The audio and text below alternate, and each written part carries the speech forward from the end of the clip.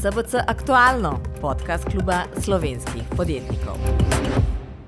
Lepo pozdravljeni ponovno v SBC-vem podcastu Aktualno. Moje ime je Katarina Matejčič, današnja tema pa kaos v slovenskem, predvsem političnem prostoru, seveda pa tudi na relaciji vlada, sindikati in tako naprej. Z mano pa trije, lahko bi rekli najprej generalno, tudi komentatorji politični, vsak po svoje pa. Na moji levi Tanja Starič, urednica in voditeljica, Andraž Zorko iz podjetja agencije Valicon, tudi podcaster še en kolega, in pa Anže Burgar, ekonomist in predavatelj na Fakulteti za družbene vede. Lepo pozdravljeni in dobrodošli v našem studiu. Začnemo z vami. Strašno kaotično stanje na začetku letošnjega leta, potem ko smo mislili, da je leto 2020 slabo, pa 2021, pa 2022, pa 2023, se nam je v 2024 zgodila doma, po domače povedano, tragikomedija. Je to začetek ali konec? Ker spopad, sploh političen, na levici zgleda iz dneva v dan hujši.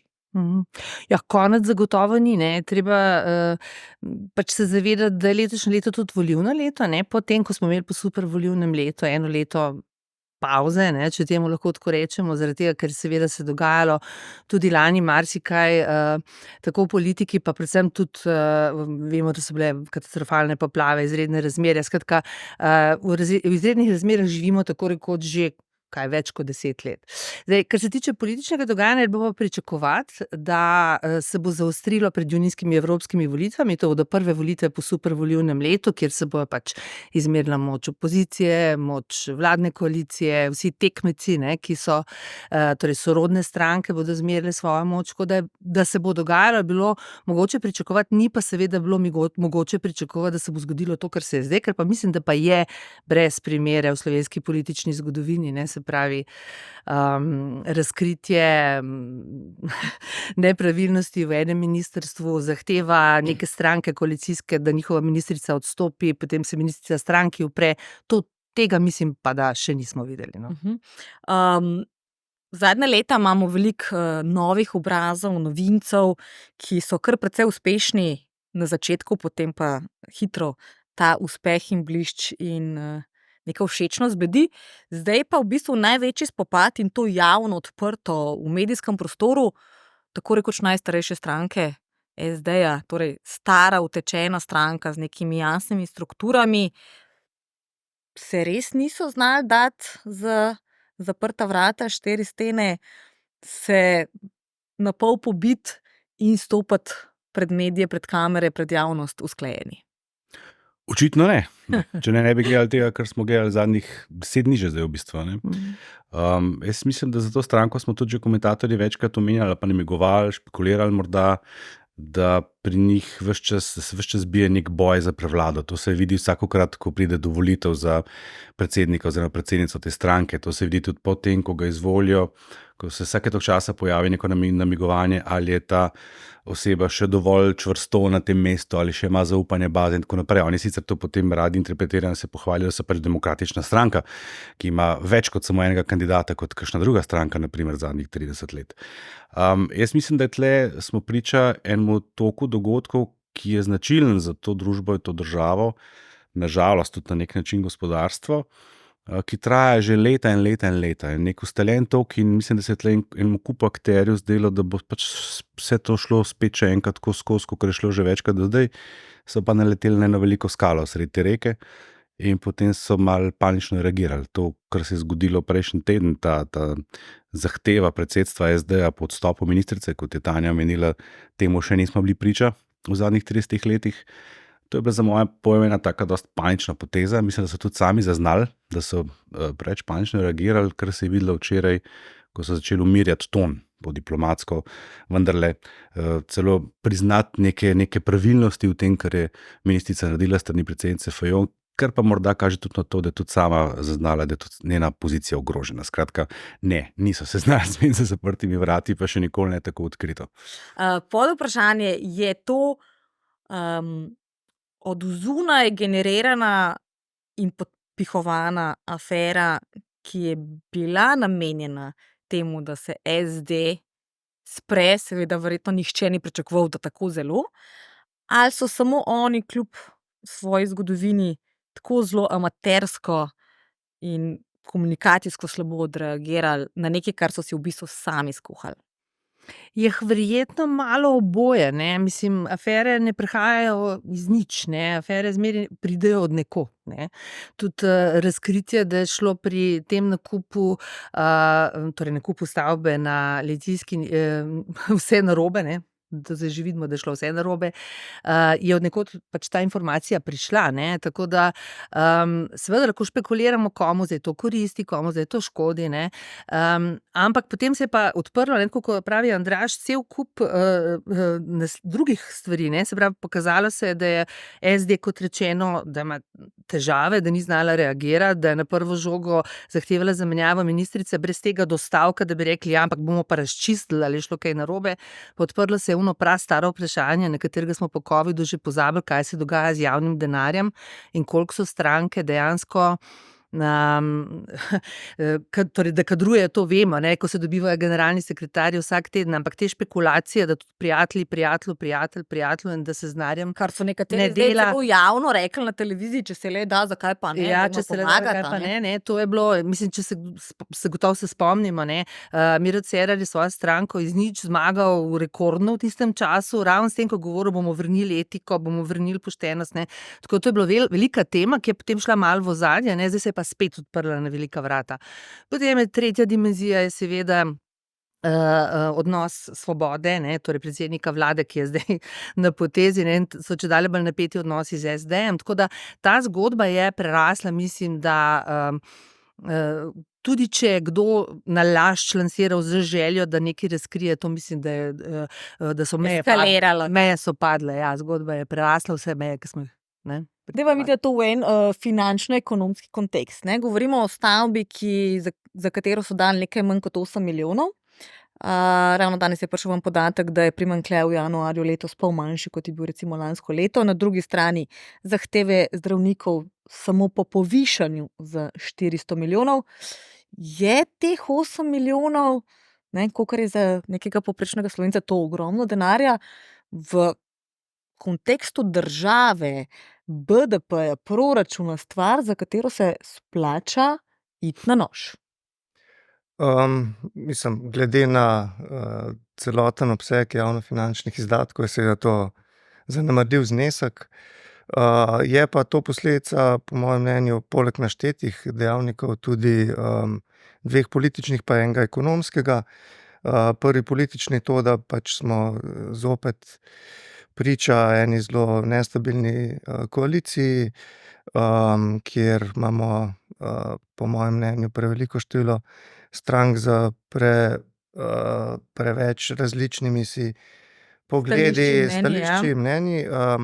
Drug razlog je v tem, da imamo, kot je bilo prej omenjeno, precej novih, ne, tudi, mogoče neizkušenih politikov, ki niso tako kot, prejšnji starejši politiki zvesti, ne, svoji stranki, ampak se skušajo uveljaviti in je mogoče to tudi posledica nekako, notranjih, razprtij znotraj stranke SD, iskanje pač novega, favorita. Tretja stvar je pa ekonomska, ne, da se pač, zdaj iztekajo dobri časi v smislu, razbrzdanega trošenja. Letos je prvo leto, ne, zopet po dolgem času, ko zopet začenjajo veljati fiskalna pravila. Lansko, 2,3 milijardni primanjkljaj, ne, je pač, bo treba precej zmanjšati, pokriti.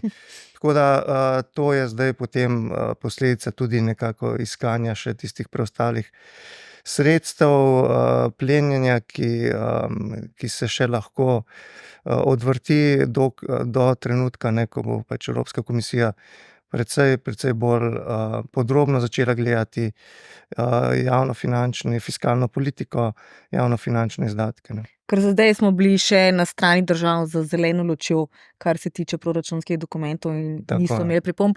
Da še to vprašam, zdaj se je nekako začela preiskava tudi, NPU-ja širiti tudi na Ministrstvo za finance, ravno zato, ker so tik pred koncem novega leta nenadoma našli proračunsko rezervo in to vse zelo, vrat na nos, speljali. Je to nenavadno s tega stališča torej, da ta denar, ker tam nekje na neki proračunski rezervi je bil, da so tudi oni tako hitro sprovedli neke te postopke, ki menda običajno trajajo dlje časa? Ja, cel ta postopek je bil nenavadno hitro izpeljan, nenavadno hitro je bila kupnina plačana. Potem smo tudi brali v medijih, ne, da je bilo, so si sledili, ne, torej po naključju, v navednicah, ne, posli med tem posrednikom in potem še tem hotelirjem, razni nakupi luksuznih jaht. Tako da pač, če ne verjamemo preveč v naključje, ne, so vse te stvari povezane in prav je, da pustimo, da pač NPU opravi svoje, ne, in da mogoče ne prejudiciramo vnaprej, ampak sigurno tu smrdi, ne, od začetka do konca. Kaj to pomeni za generalnega sekretarja SD-ja? Do zdaj ga je SD branil, pa tudi ministrico so. Predsednica stranke Fajonova je bila pri nas pred slabimi 3 tedni, ko je rekla, ne, mi stojimo za njo, pojasnila nam je, razumemo, zaupamo ji. Potem se je plošča nenadoma zelo hitro obrnila. Zdaj se je zdelo, da njihov tajnik ostaja na varni strani, ne glede na sporočila, ki so bila poslana, pa zdaj očitno dokaza, da je bil večkrat na ministrstvu, kot je sam priznal, pa da so nenadoma vsi akterji zgodbe v istem dnevu rabili nov telefon, ne. Lahko se začne to obračunavanje znotraj stranke tako zaostrovati, da začnejo padati resni okostnjaki iz omar. Mislim, da se je že začelo. Že včerajšnji krizni sestanek, v katerem so pisali mediji, nakazuje na to. Ne? Tam je evropski poslanec Nemec predlagal, da neka celo predsedstvo odstopi. Zaslišalo se predloge, Nemčani so celo že to uresničili, da se sekretarje za nekaj časa pomakne v ozadje. Ampak je pa resno v igri. Tako. Sliši se klice po zamenjavi na vrhu stranke. Jaz mislim, da bo tu kar nekaj ključnih akterjev te stranke, ki te afere ne bodo preživeli na istih pozicijah, kot jih zasedajo danes. Vprašanje celo, kako bo s preživetjem te stranke, ker je nečesa se moramo spomniti. Ne? Ta stranka, govorimo o stranki, ki je v bistvu samo enkrat v tej zgodovini po 90. resneje posegla v politični prostor za resno zmago, to je bilo leta 2008. Od takrat naprej je imela zelo slabe rezultate. Ne? 2014 je komaj prišla v parlament, tudi 2022 na nek način komaj, ampak to pa vedno opozarjam, če se spomnite tega prizora, takoj po razglasitvi rezultatov, ko sta si z ramo ob ramo stali Luka Mesec, ki prav tako komaj prišel v parlament, in na drugi strani Tanja Fajon z samo 2 točkami boljšim rezultatom. Luka Mesec je bil bled ko stena, Tanja Fajon se je pa smejala. Tle ta ključna razlika, zakaj eni stranki dovolj, 4 ali 6%, drugi pa je pa to strašen rezultat. Namreč ta stranka ne rabi več kot to, da ima 5-6%, ki jih bo po mojem mnenju vedno dobila, ker je nazadnje v 30 letih uspela toliko enih ljudi zaposliti v javnem sektorju, da vse ti za njih volijo, pa je to dovolj. In da pride v vlado. Seveda, to je pa tisti drugi ključni moment. Ne? Zato se je njej smejalo, ker je vedela, da bo v vladi, in to vse, kar ta stranka rabi, je, da je v vladi in potem stvari potekajo nemoteno. In običajno je, ne glede na to, je njihova ali ne. No, razen, kadar je na oblasti SDS. Takrat, ko se pač zamenjajo, ne pa imajo eni manj, se to vemo, kako to gre v tej državi že kar nekaj časa. Tako da tle ni večjih novosti. To, kar pa je novo, zdaj se mi pa zdi, da je prišlo pa do neke uzurpacije tega utečenega kolesja, do nekih nepredvidljivih dogodkov, ki pa mislim, da pa so vendarle povezani s to novo stranko na prizorišču. Ne? Ker vedno pogosteje slišimo neke teze o tako imenovani premogovniški koaliciji SD-SDS. Ves čas se govori, obe stranki seveda to z gnusom zavračata, ne? Ampak indicev, da pa tle neke povezave obstajajo, pa se vedno več. Ne? Tudi to ni zanemarljivo, ne? Mečkam daljši bom, se opravičujem.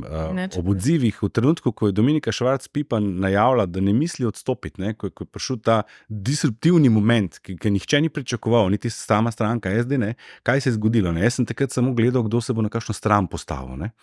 Na Twitterju seveda, oziroma X-u in v medijih. Ne, zelo jasna ta nenačelna koalicija, kot bi rekli v starih časih, se je zelo jasno vzpostavila, ne, okrog tega vprašanja. Tako da jaz mislim, da ta stranka je pred zelo, zelo resnim izzivom. Bodo morali res, jaz mislim, da tudi, veste kaj, še ena stvar je tle zelo pomembna, ne, ki je tudi na nek način presedan. Ko je prišla ven novica o tem milijonskem kreditu očeta od sekretarja. Stanovanja v Schellenburgu.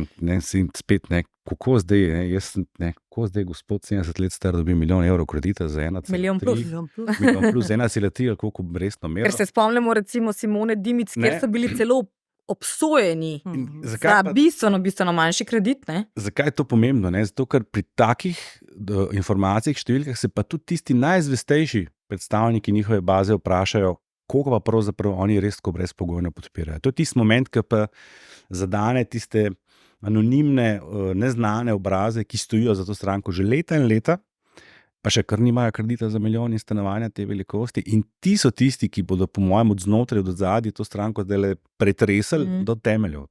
Lahko stranka dejansko razpade, ker verjetno, če pride do spopada med ljudmi, ki se med sabo dobro poznajo in hkrati poznajo grehe en drugega, je to bistveno slabše, kot če te nekak kontrastran, ki sicer misli, da nekaj ima, pa seveda v Sloveniji vsi poznamo vsakega tako rekoč, pa si hitro kaj dobi, ko se pa začne med sabo, tako rekoč na pol družina, prijateljski krog, pa to res lahko postane neboj mesarsko klanje. Absolutno, ne. Mislim, na rob temu, ne, kar pravi Andraž, ne, mi imamo samo dve stalni stranki, pa pogojno še Nova Slovenija, ne, ki sta tukaj od osamosvojitve. To so stranke, ki imajo zelo močne strukture, ne, močno preteklost, ne, imajo močne korenine, recimo za razliko tudi od Gibanja Svoboda, čeprav ima rekordno število poslancev stranke, pa še ne. In to, kar se je zdaj zgodilo, je dejansko brez presedana v zgodovini ene od teh velikih strank. Jaz bi to primerjala, kot če bi se na desni strani, recimo v SDS-u začel, ki je tudi zelo monolitna stranka, ima dolgo tradicijo, zelo zvesto bazo, če bi se začel premikati. To so tektonski premiki, ne? To ni muha enodnevnica. Minimalni, pa so bili zelo hitro utišani. Ja, to ni muha enodnevnica, ne? To je kar zelo, zelo pomembna zadeva, ne? Je pa dejansko stranka, po mojem mnenju, reagirala, mislim, se kaže odziv terena, ne, reagirala na robe, ne, se zdaj zapletla v nek vozu, kjer v bistvu je težko, oni bodo težko popravili zdaj to, kar so že naredili, ne, oni bi, če so že rekli, ministrica mora oditi, če bi dodali, ampak treba je pa ugotoviti, kaj s temi milijoni. Mislim, mi državljani ne dobimo milijon kredita, ne, tudi mlajši, ne, pa z dobrimi. Ta zgodba je bila že pred volitvami, ne, če sem jaz dobro razumela. Mislim, glede stanja, ni bila dejansko vezana zdaj, to je bilo leto in pol kasneje, oziroma mogoče še malo več, ne. Ko je dobil kredit, ne. Če je bila jih kupljena v enem tednu, ne vem, ne. Mislim, da je pa bila. Mislim, da je bila, ja. Bila je obvedena očitno že vnaprej, ne. No, to že, ampak denar je spet samo sprovedeno. Očitno se dajo stvari zelo hitro narediti, če se hoče.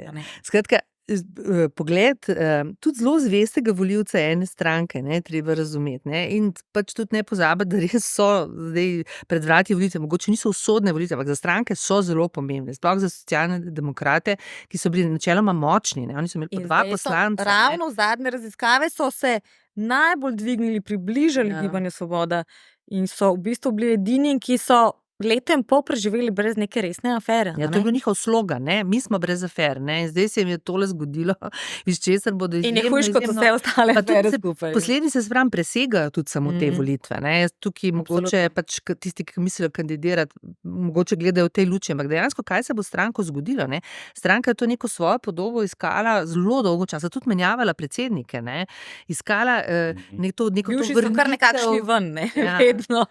To stranko je vodil dolga leta Borut Pahor in ko je Borut Pahor odšel, ne, ta stranka menjavala predsednike zelo, zelo hitro, ne, in iskala to neko svojo podobo in ves čas, recimo, če spremljaš politiko, vidiš to neko zamero, ne, skratka, oni bi morali biti tista stranka, ki ima primat na levici. In vedno znova se je nekod pojavil nek anonimen nekdo in stranki to, kar ji pripada, vzel, ne. In stranka je seveda sodelovala v vseh vladah levih, ampak ta neka nezadovoljstvo je pa tlelo že prej, ne. In temu se je reklo lokalni odbori proti centrali, potem razne te struje so bile v stranki in zdaj je to vse prišlo na dan, ne. Vse je prišlo na čistino, ne, in bodo velike težave v stranki. Jaz mislim, da ni nenavadno, da so imeli v nedeljo popoldne krizni sestanek in da bodo zdaj poskusili narediti sanacijo, čim prej se bo dalo, in mislim, da generalni tajnik dvomim, da ima možnost, da ostane na tem položaju. Se lahko vlada v takih okoliščinah sploh ukvarja še s čemer drugim razen sama sabo? Napovedanih je bilo nebroj nekih reform, tako rekoč vse, ki so skoraj možne, a ne, take malo večje, pri čemer je na pokojninsko celo vezan nek denar iz Bruslja. Imamo stavk, ne, vsak dan več, oziroma vsaj zdravniška se zaostruje. Se lahko s takim kamnom okrog vratu sploh v tem trenutku počne kaj resnega, se sploh lahko usedajo na nek koalicijski sestanek in pogovarjajo o čem drugem, razen o tem, kdo je komu kaj in kako in zakaj je rekel, in ne, da bi rekli smo, pokojninska mora biti denar odvisen od tega, dajmo se vsaj tega lotiti. Ali pa ne vem, dajmo se zmeniti zdravniki, kakorkoli že, čeprav so v res nesrečnem položaju. Se sploh vlada lahko s čim drugim ukvarja? Mislim, da ne, pač delno po svoji krivdi, delno pa tudi zaradi objektivnih okoliščin, v katere je padla, od energetske draginje, energetske krize, pa potem poplav, ves čas se je morala ukvarjati tudi s temi eksternimi šoki. Zamudila je skratka pač tisti zlato obdobje, tistih prvo leto, recimo. Drugo ponavadi. Ko bi vlada morala spraviti skozi parlamentarno proceduro vrsto reform. Nažalost, tudi kar se te dinamike tiče, volilne, smo po mojem to že mimo tega obdobja, tako da se je nabralo ogromno odprtih problemov in sedaj seveda za te resne strukturne reforme mislim, da niti ni časa, niti ni po mojem podpore v koaliciji. Pa tudi zagona in neke želje, ker že vsi računajo pač na volilno, na naslednji volilni cikel, ko bi pač te težke reforme, ki so jih do zdaj odlašale, ne samo ta vlada, tudi prejšnje, v bistvu nekako začele kazati rezultate oziroma na začetku sam stroške. In bojim se, da razen te pokojninske reforme ne bomo dobili nič kaj dosti drugih sprememb. Koliko težje se tudi zaradi teh stvari pogajajo sindikati, sindikati sploh zdravniški, sploh pri levih vladah ponavadi izide bolj kot zmagovalec kot poraženec, vedno nekaj dobijo, tudi če niso oni popolnoma zadovoljni, dobijo kar nekaj. Se sploh lahko v takih okoliščinah kompetentno pogajaš in si nekdo na drugi strani, ker te pač močen sindikat sploh jemlje resno?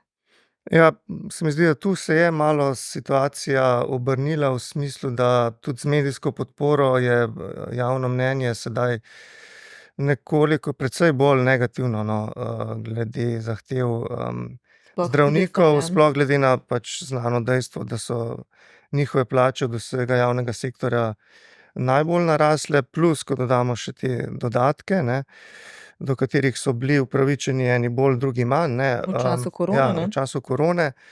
Do čakalnih dob in vseh teh afer v zdravstvu, se mi zdi, da tudi njihovo pogajalsko izhodišče se je v tem primeru poslabšalo in je prav, da je pogajanja z njihovim sektorjem vlada uvrstila znotraj centraliziranih pogajanj. Je pa res, da bi se ji podrl cel set dom in če pač se to ne bi zgodilo. Ravno danes sem prebrala podatek, da je od leta 2019 do 2023 se bolnišnično zdravljenje, če gledamo v denarju, podražilo za 37%, hkrati so pa naredili za 0,4% manj storitev.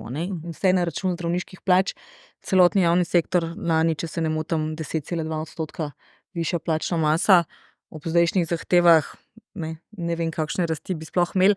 Da gremo še na ta spopad, mogoče je to že kar malo mila beseda, med SD-jem in Gibanjem Svoboda. Že prej niso bili non-stop čisto usklajeni, pa na istem bregu, kar se je malo špekuliral tudi, recimo, ko je šel premier v bolnico, pa je Luko Mesca postavil za svojega namestnika, pa ne recimo Tanje Fajon. Zdaj pa s tem, da se je on postavil na stran SD-jeve ministrice, da on ni spoštoval njihovega poziva, da je njih pozval, da naj še za druge svoje člane predložijo neka dokazila ali pa pojasnila, kaj so počeli, se to še malo zaostruje. Kam to lahko pripelje? Verjetno Golob ne želi tvegati razpada koalicije. Mislim, to, kar smo oba pravzaprav že prej govorila, ne, ta latentna napetost je ves čas, zato ker ti dve stranki približno enaki ali pa podobno volilno telo nagovarjata oziroma se borita za primat na tej levi sredini. Ne. Od razpada LDS-a v bistvu se dogaja ta boj za to, kdo bo glavni na tem političnem polju. In SD sebe vidi kot pač zgodovinsko tisto stranko, ki bi pač to morala biti, pa ni. Ne. Tako da tukaj je že ugrajen, bi rekla, konflikt. In seveda novinci tudi. Novinci so prišli na teren, ki ga obvladujejo stranke, ki so tam že dolgo. Ne. Tako da tudi z te strani, ne, seveda so konflikti razumljivi. Zdaj, če gre SD iz koalicije, ker jaz mislim, da ni v njenem interesu, to moram reči, potem seveda vlada avtomatično ne pade, ne, ker ta vlada je nekoliko drugačna od prejšnjih, zaradi tega res rekordnega števila poslancev je načeta, eno poslanko so izgubili in tako naprej. Definitivno ni tako trdna, kot je bila na začetku. Če lahko ena dobijo, če gre ministrica, ki je bila izvoljena v parlamentu, v bistvu nazaj. Jaz ne vem, če je bila izvoljena za poslanko. Ti veš? Mislim, da celo ne. Ker je treba tudi vedeti že na začetku, da ne vemo, oziroma vemo, da ni bila prva izbira Socialnih demokratov Dominika Švarc-Pipan, ampak je bila želja premijeja, tako da tudi na tej ravni že tle je bilo malo ugrajen. Jo je pa menda pripeljal, sem ravno zdaj brala, Nemc, ne, kar pomeni, da zdaj, ko se je zavzel za to, da ne, se nekako cel vrh poslovi, je spet nekako se podal na njo stran. Kaj pa nasplošno ta odziv javnosti? Na začetku se je zdelo, ko ona ni želela odstopati, da ji je javnost to nekoliko zamerila. Zatem konstantnim javnim nastopanjem, z odgovarjanjem na vsa vprašanja, pa v Tarči, pa pri Slaku, pa na N1 v podcastu, se mi zdi, da je nekako javnost prepričala, da mogoče je bila naivna, da pa saj kradla ni. Se je v tem času javnost postavila na njeno stran in je torej s tem vztrajanjem vsaj nekaj, ne, čeprav po drugi strani zdaj govorijo o nekem varovanju, pa grožnjah, pa ne vem kaj, vendarle dobila, da mogoče bo išla iz te zgodbe bolj čista, kakor bi, če bi takoj takrat, ko je stvar prišla ven, rekla, ja, posipam se s pepelom in grem. Mislim, da, jaz sem pretekli vikend v odsotnosti kakšne uporabne javnomnenjske raziskave potipal malo, kolikor znam, sentiment, pa malo sestavo skupaj iz mojih izkušenj dolgoletnih in mislim, da gre točno v to smer. Ne smemo pozabiti, da žrtev je med slovenskimi volivci vedno visoko cenjena in Dominika Švarc-Pipan je v trenutku, ko je predsedstvo SD tako resno in zelo, zelo zgroženo zahtevala njen odstop, po mojem prepoznala v njej potencialno vsaj žrtev. Ker do tistega trenutka je bilo pač češ neka ministrica nekaj narobe naredila, mislim, ne narobe naredila, pač objektivno odgovorna. Dejstvo je, podpisala se je. Podpisala se je. Ne, to sem zadnjič nekaj rekel. Ne. Ministri niso zato, da podpisujejo stvari, so, ampak če sam podpis. Če gre za tak denar, verjetno se še kaj vpraša. Potem je lahko še kdo drug, ne, tam na tistem mestu. Se v tem sploh dvoma ni. Ja, ne.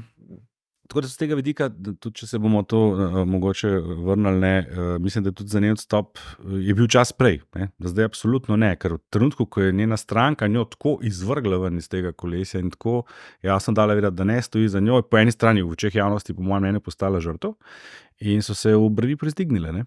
Kaj se pa dogaja? Tudi predsednica Fajonova ni izgledala preveč samozavestna v teh izjavah. Jaz sem tam prepoznal več negotovosti pa strahu. To je bila ena taka all-in, po karaško rečena poteza, s katero so zelo veliko tvegali in so jo v bistvu izgubili. Zato, ker v tem trenutku se pa, kot je prej Tanja rekla, da se pa v bistvu ne more več nazaj potegniti. S tem so šli tako daleč, da zdaj lahko pa sam še vztrajajo na tem in če se ne uresniči njena razrešitev, kaj potem sledi? Jasno, vložili so kviskota, torej poziv in zdaj nimajo več kaj. Tako, in zdaj naslednji korak bi bil seveda izstop iz koalicije.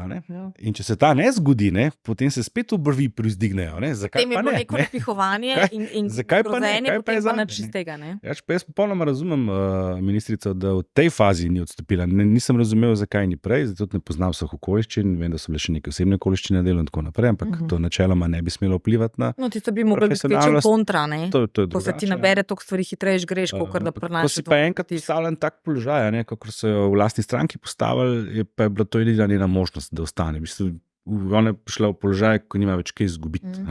Ve, da bo mogla slejko prej odstopati, to je jasna stvar, ampak če bi pa zdaj odstopila, potem pa bi izgubila še tisto malo vpliva na to, kako lahko opere svoje ime, če je bila res v tem primeru, kot ste rekli, naivna in poštena. In jaz mislim, da je to trenutno percepcija, ki prevladuje, tako kot je prej rekel gospod Tane. Tako kot je v primeru zdravniške stavke, z vsakim dnem javnost vedno bolj nenaklonjena, pa ne bi rekel zdravnikom, ampak bi rekel sindikatu Fides, ker mislim, da tle tudi obstaja ena ločnica. Definitivno. Da se tudi tu dogaja podobno. In zdaj, ko se dogaja več takih stvari hkrati, pa ko imamo na tretji strani, da tako rečem, še opravka s predsednikom vlade, ki je sicer iz nove stranke, ni pa povsem nov v politiki, v bistvu ki ima za sabo novo stranko, ki pa tudi ni povsem tako zelo nova. Tam so pa vendarle noter še bivša premijerka Bratušek, pa bivši premijer Šarec, ki so novinci, ampak vendarle so pa tudi na sceni že 60 let. Ni tako neizkušena, ni do te mere amaterska in naivna, kot je bila recimo Tererjeva. Bomo kar imenovali. Da ne bomo tudi mi vedno trici. Ta prvi poskus, ko je bil tak naiven, etičen, da bomo mi nekaj spremenili. Pa to, kar vedno podarjam. Gospod Golob prihaja iz menedžerskih vod, način razmišljanja, odločanja tam drugačen. To se tudi pri njemu vidi. Tako da jaz tudi ne bi se strinjal, da vlada zdaj ne deluje. Jaz mislim, da je to stvar, s katero se ukvarja sam premier, ampak tudi on ima dosti svetovalcev in sodelavcev okrog sebe. Jaz mislim, da ostali ministri normalno delajo stvari naprej, ker to pa tudi dobro vedo. Če ta vlada ne bo nečesa pokazala, se bo tudi ne zgodil nov obraz. Tako da samo neka neutralizacija, da se tako izrazim, SD ne bo dovolj, da ta stranka ohrani primat na prizorišču. Rekli ste, ves čas je potekal nek ta boj med gibanjem in med SD-jem, pa vendarle levi volilci so precej specifični. Če so razočarani, enostavno ne grejo voliti. Ker običajno sicer bolj oblada, ker merijo. Ampak običajno kaj so to lebdeči volivci? Grejo voliti proti nekomu, niso pa prav zelo zvesti. Medtem ko sploh od SDS-a, to so zvesti volilci. Ti skoraj da njemu ne moreš pripisati afere, ki bi njih tako razočarala, da bi rekli, zdaj pa je preveč. Kar je recimo Trump dober primer, kako z vsako novo obtožbo, sodbo, primerom na sodišče v bistvu to vleče te njegove zveste volilce k njemu. Ampak torej, če levica se začne in pobije med sabo, enostavno nobenih ne bo več volil. Ta del volilnega pola enostavno na naslednje volitve ne bo šel. Kar pomeni, da bo desni pol zmagal toliko bolj, ker bo pač manjše število volilcev, manjša udeležba, kar pomeni, da bo njihov delež na koncu toliko večji. Mislim, kot rečeno, Andraž, oni bolj merijo preference volivcev in zvestobo volivcev. Jaz mislim, da SD ima relativno, ker je pač stara stranka, SD ima neko relativno zvesto bazo, ki pa ni velika, To je res. Zdaj, jaz mislim tudi, in mislim, da tudi desni pol na to računa, da bo ob vse splošnem razočaranju prišlo do abstinence in ta abstinenca bi zagotovo pomenila desno vlado, naslednjo desno sredinsko, pač kakršnokoli že bo, tudi ne vemo, kateri akterji bodo vse sodelovali na teh volitvah, ampak pomeni političen premik, ampak bitka še ni končana, sem to bi povedala. Mislim, da smo zdaj nekje res, kako kokice rečejo, vzamemo in gledamo, ker zdaj se dogaja in dejansko tudi za nas, ki pa res, jaz že zelo dolgo spremljam politiko, so stvari, ki se še nikoli do zdaj niso dogajale in ne moramo ta hip reči, zgodba je končana. Jaz mislim tudi tako, vse verjetno vsi tako razmišljamo, da za kakšne zelo velike reforme je zmanjkalo pač časa.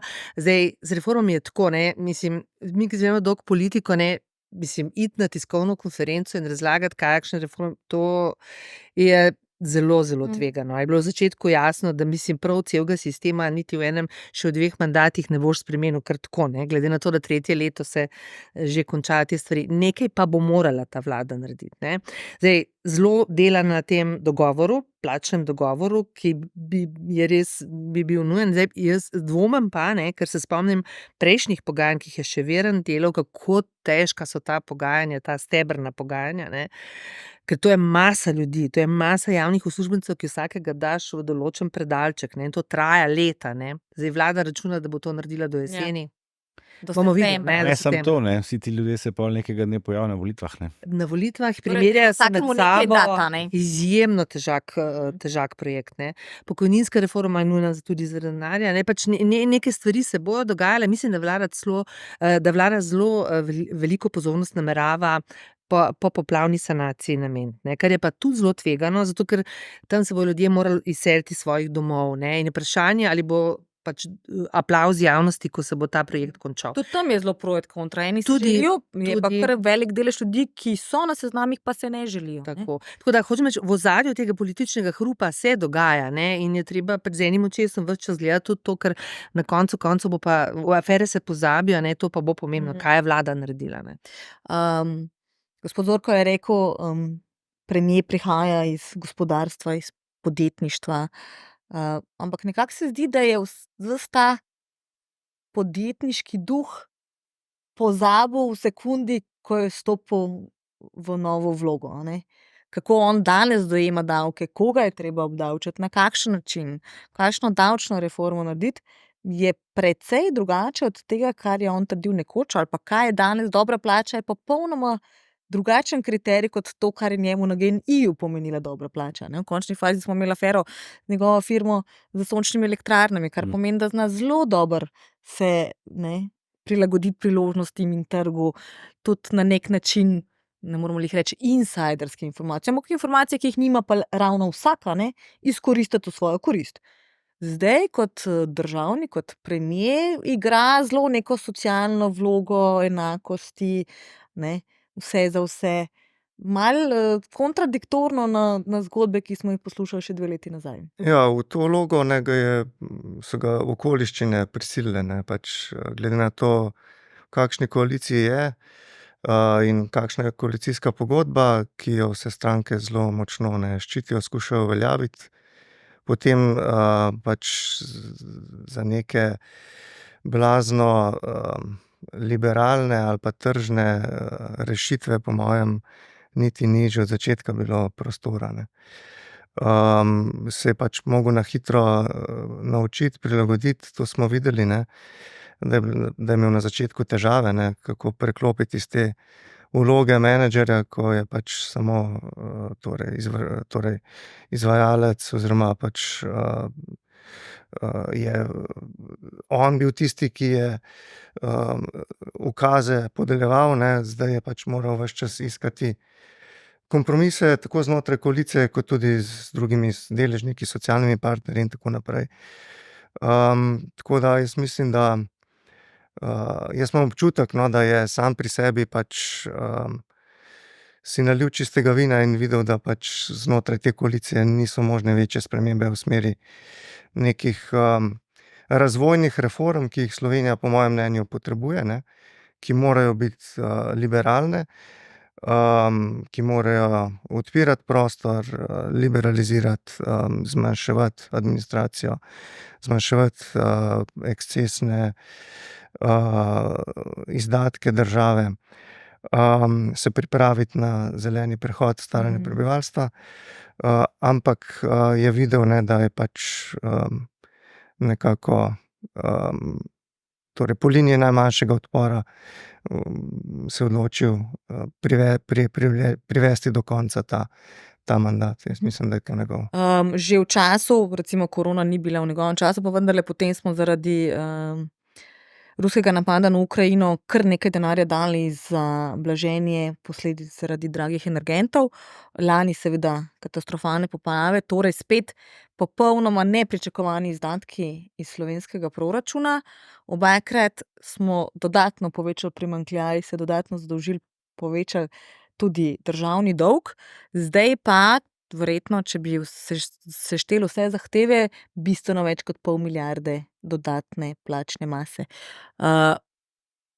koliko sploh je manevrskega prostora v tem trenutku v proračunu, do kam lahko grejo, koliko lahko dajo, 100 milijonov recimo, pa zdaj se vi med sabo zmenite, ali do kam lahko gremo, ker vsako leto so izdatki, ki niso predvideni, medtem ko višje plače bodo ostale, to ni enkratni strošek, ni to samo za letos, ampak bo to, oziroma oni tako hočejo prestaviti v leto 2025, ampak to bo ostalo in čez 3 leta bo nova zahteva, ali pa mogoče že čez 2.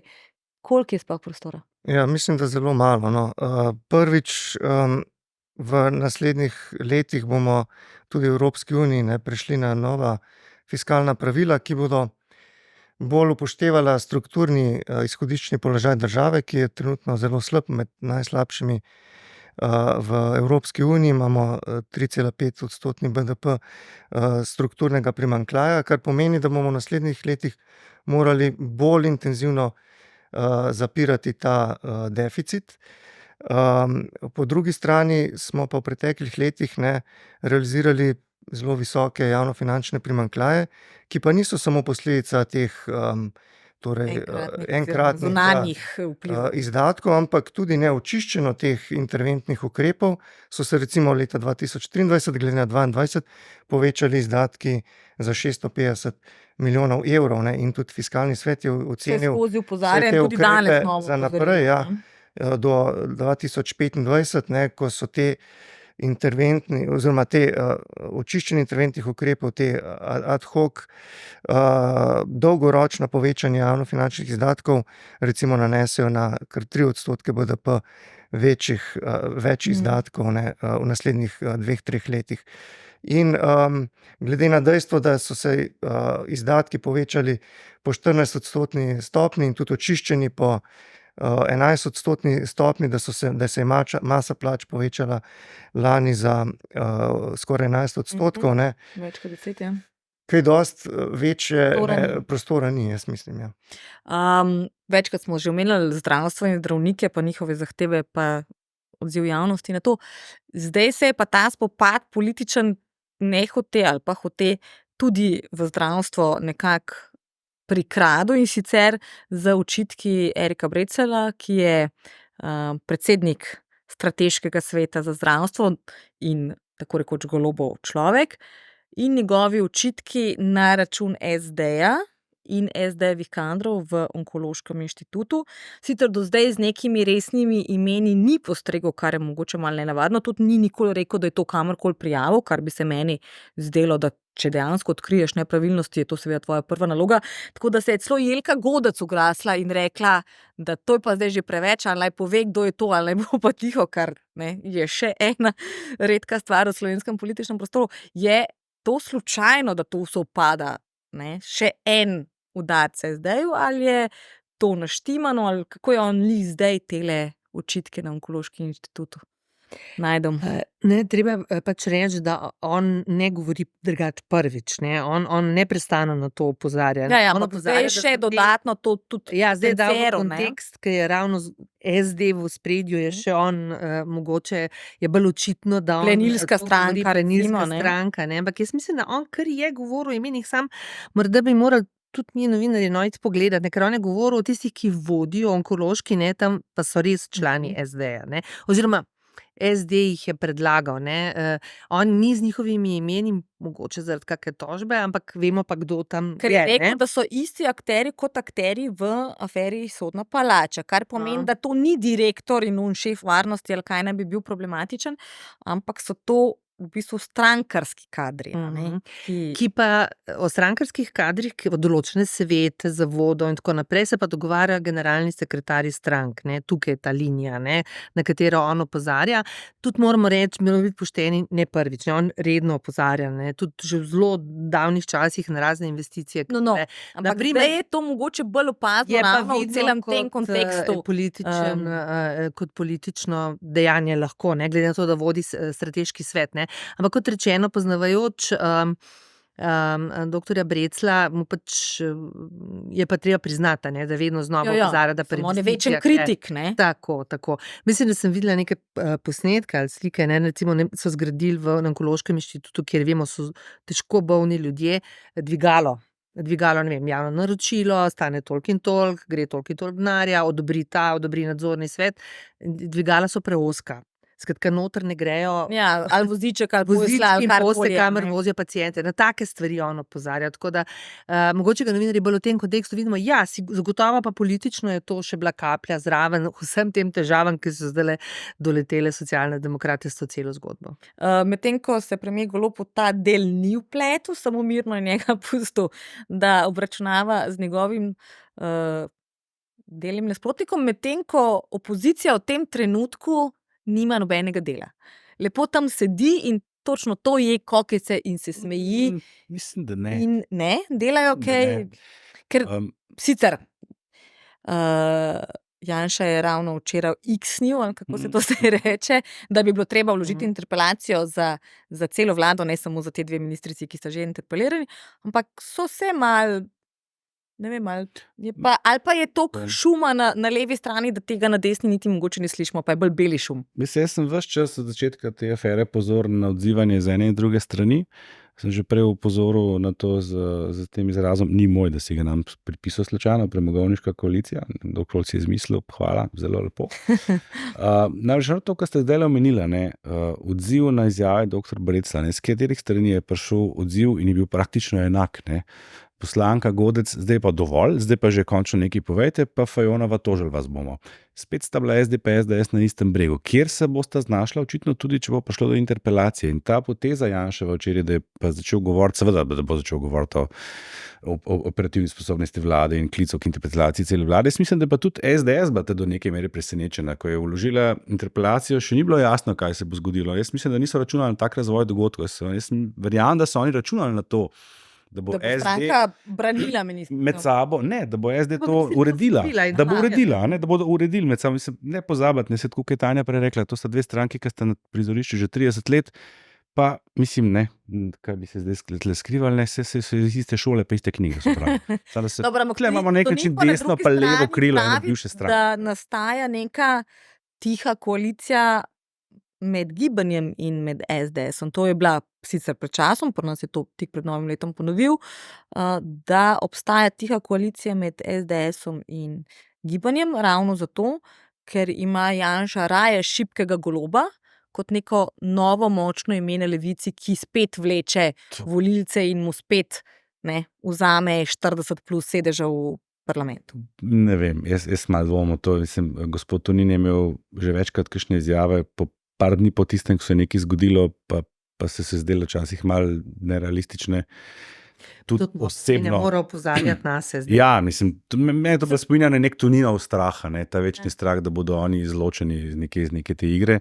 Jaz mislim, da je to napačna strategija. Jaz mislim, da se zdaj v tem trenutku mogoče celo boji te lastne interpelacije, ker tam bo pa veliki oder, kjer bo pa ministrica lahko povedala marsikaj in to pod kamerami in lučmi, kjer bo cela država to gledala. Tako da jaz mislim, da je bila ta poteza bolj v tem kontekstu nekega strahu, kaj pa če do tega res pride.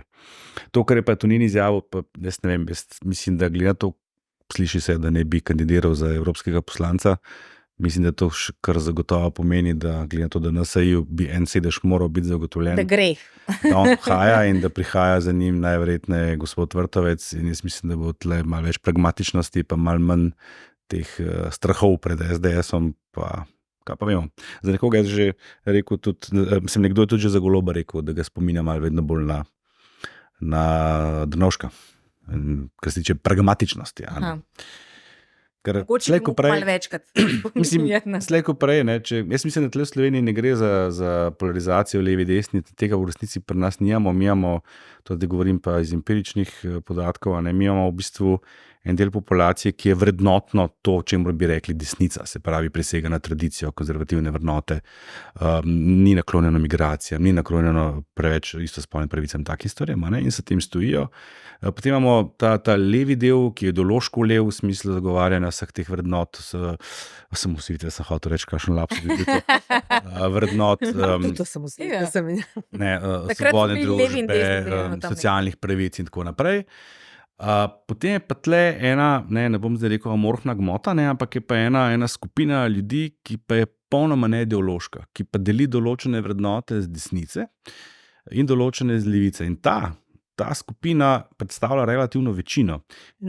In ta skupina odloča volitve, sicer ne vsi, ampak od tu prihajajo tisti, ki gredo potem na volitve kot taktični volivci ali pa ostanejo doma, na en ali drug način odločajo volitve. Na te se vedno pozablja. In to, kar gledamo danes, to ni zdaj, tle ni spopad levo-desno. Tle imamo mi na eni strani spopad, skoraj rekel, med ostanki starega režima na tak ali drugačen način, pa novimi mlajšimi generacijami, ki ima mogoče po 30 letih malo dovolj tega, da nam na nek način komunisti še vedno vladajo.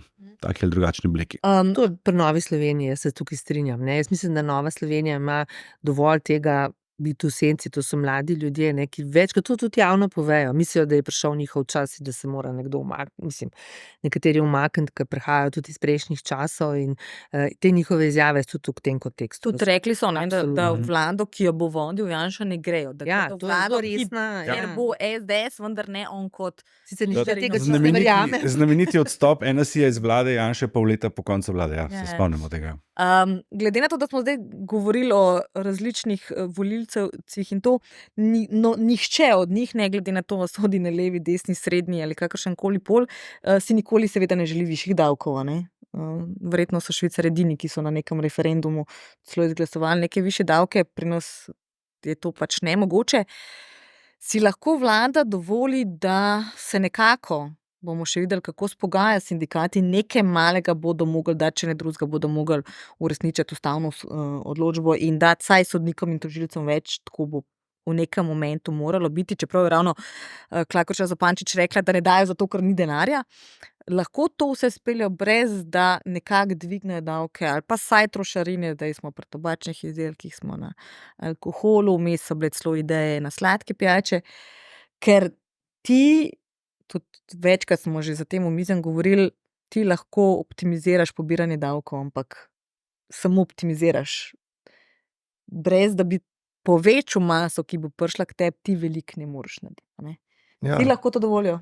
In ta masa je res velika, ne, 10,6 oziroma skoraj 11% bruto domačega proizvoda predstavlja plače javnega sektorja, tako da to so ogromni zneski in to pomeni, da če ni zviševanja davkov ali prispevkov, ne, se pač to mora financirati z zmanjševanjem drugih izdatkov, kot so recimo razni transferi ali pa investicije. Pokojnine, ne, ker so se ravno kar dvignile. Ali pa investicije, ampak kot smo videli, ne, vse to se je zdaj povečevalo in pokojnine, ne, tudi za letošnje leto se napoveduje spet dvig in tudi do sedaj dogovorjene obljube različnim sindikatom, recimo visokošolskemu, torej grejo v smer zviševanja plač, dočim se je treba pač zavedati, da realno gledano plače izpred COVID pandemije so se realno povečale tudi v javnem sektorju, sicer seveda manj kot v zasebnem sektorju, da pa gledano skozi nekoliko daljšo perspektivo, recimo 10 let, so se pa plače v privatnem sektorju, povprečne plače, nominalno in realno dvignile pač bolj za več kot v javnem sektorju, tako da Ima pa javni sektor vedno več zaposlenih, recimo. Saj to sem hotel ravno povedati, ne, recimo v enem od leta 2000, v 2 letih mislim, da se je povečalo število zaposlenih za 10.000, zdaj že 193.000, ne. In to tudi primerjalno gledano, glede na ostale države, pač zaposlujemo ogromno število ljudi in masa plače pa se zmnožek števila krat povprečne plače, tako da tu bo potrebno delati na eni strani, krotiti pač rast plač, vendar pač potrebno bo vse zaposleno v javnem sektorju pošteno plačati, vendar od njih zahtevati, od nas zahtevati, saj sem tudi del javnega sektorja, pač večjo produktivnost, ne. Če govorimo o zdravnikih. Nihče ne govori o večji produktivnosti, ne, sploh pri zdravnikih, recimo pri kot so prej rekla, zdravnikih, manj obravnav, bistveno več denarja, daljše čakalne vrste, tudi pri sodnikih ni lih, da sodni zaostanki kopnijo iz dneva v dan, ne. Pri upravnih enotah je to delno razumljivo, ker enostavno jih res manjka toliko, medtem ko je pripad zadev vsak dan in vsako leto večji, ne. Ampak nihče ne govori o tem, kako delati morda isto za več denarja, pa narediti bistveno več. Bolj učinkovito, ja. Recimo, so bile narejene tudi v medijih, so številke, primerjava opravljenih, recimo pregledov, posegov v javnih zdravstvenih ustanovah in privatnih, ne, in tu je faktor No, ravno ta krat podatek, dva, ki sem ga recimo, prej ne, povedala, v za bolnišnično, privatnih. ne, v javnih ustanovah je padlo, ne, Ja, medtem ko v zasebnih je v tem času zraslo, ja, ne, kar pomeni, da je neka večja produktivnost in učinkovitost, ki morda bi ja. jo bilo dobro prenesti v javni sektor, pa nam za zdaj še res ni ratalo. Da ne bomo samo kritizirali pa črnogledi, ampak da gremo korak naprej, kako iziti iz tele trenutne tragikomedije, ali kaj bi rekli, monodrame, oziroma ne. Ta zgodba o produktivnosti, ne, to je ono kura in jajce, ne, potem pridejo zmeraj ja. do tega, da ne more predsednik vlade urejati oddelek na, ne, se pravi, rabijo dobre predstojnike in dobre vodje in potem pridemo spet do tega, a so dovolj plačani, a so tam bolj plačani, ne, in potem pridemo tudi do političnega kadrovanja in do tega, kako se vmešavajo stranke v podsisteme in smo zelo blizu tej aferi, ne, ki v bistvu je tudi o tem govori, ne. Kjer se je dejansko začelo govoriti, da so prek Jankovića, ki je menda v enem dnevu, kar je tam menda nenavadno, ker ponovadi to traja 3 tedne do en mesec, dali vsa dovoljenja in se umaknili odrekli predkupno pravico. predkupni pravici. Zdaj se je omenjalo, da naj bi prek Jankovića iskali ministrici službo na UEFI, tako da župan se hitro znajde v kakšni zgodbi. Zdaj ne vem, a je vedno res on akter ali ga pač tja malo tudi potunkajo. Ampak vendar, kako iz vsega tega, torej iz spora znotraj SD-ja, znotraj vlade, znotraj celotnega političnega prostora, torej zdaj tudi zaradi stavke nekako se malo spet ta dvojnost pokazala javni-zasebni sektor, a ne, tudi zasebni sektor je zdaj malo, sploh tisti, ki ne dobijo bolniški in podobno, ali pa ki imajo zaposlene, pa so zaposleni dlje na bolniški, zato ker pač ne pridejo do pregleda ali pa do bolniške ali pa česarkoli, se to začelo, sindikati med sabo tudi nikakor niso usklajeni, kako sploh iz tega iziti na nek za državljana normalen in zdrav način, tako da se mu to ne bo poznalo v denarnici dodatno. Ne samo, da mu grejo živci, ampak da tudi ta del. Ja, tole okrog denarnice bo bolj težko odgovorila, okoli sindikatov.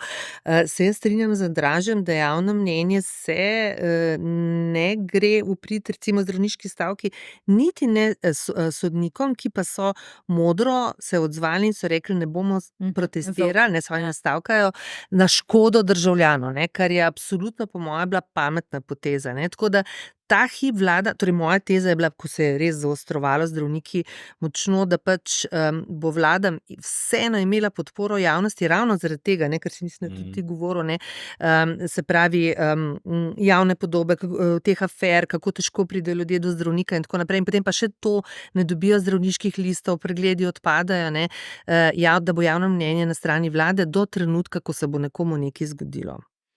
Nekaj hudega zgodilo, kar se lahko v zdravniški stavki in tisti hip pa lahko pride do preobrata, češ ta vlada je nesposobna, zakaj niso to rešili pravočasno, preden je prišlo do tragedije. Ampak kdo bo takrat kriv v očeh javnosti, vlada ali zdravnik? Kot rečeno, zdaj zdravniki, v primeru, če bi se zgodilo nekaj hudega, pa definitivno vlada, ne, odvisno koliko časa bi trajalo, ampak po zadnjih informacijah, ki prihajajo z teh pogajanj, mislim, da so zdravniki ravno zaradi tega vala nezadovoljstva med ljudmi, ne. Se malo umaknili. Ja, jaz mislim, da zdaj pa so vsaj en korak, no, bliže temu, da nek kompromis ali zamrznitev stavka ali nekaj, kar bo v bistvu nam, v bistvu za paciente gre, ne, smo čisto pozabljeni v tej zgodbi teh pogajanj, da lahko do neke vsaj zasilne rešitve pride, ne. Zdaj, to ne pomeni, vlada ima dogovor z drugimi sindikati, da do konca, se pravi do jeseni, ne bo stavk, ne. Kot rečeno, če bodo do takrat dosegli dogovor, kar je po moje izjemno težko, je potem zadeva obvladljiva, če ne, se lahko zgodi stavkovni val spet jeseni, ne. Mislim, in nismo nič naredili, samo preložili. Razmere niso ta hip, nič ne moremo reči zagotovo, ne. Niso zadeve tako pod nadzorom, da bi lahko rekli, to leto bo pa minilo mirno, vsaj na tem področju. Niso, ne. Kar se tiče politične krize, je pa tako, ne, odvisno je, ne, kako, mislim, več nivojev je, ne, najprej bo morala socialna demokracija, tam se lahko res zgodijo kar hudi pretresi, ne, od generalnega sekretarja, ki je tisti, ki je operativski vodi vlado in ima lokalne odbore pod svojim nadzorom, mislim, da bo težko ostal na tem položaju. Do tega, da je že začel se v bistvu tudi odgovornost vodstva postavljati na mizo. Ne. Tam se lahko zgodijo kar veliki pretresi. V vladni koaliciji, dokler bo vladna ta Gibanje Svoboda imela tako trdno večino, ne.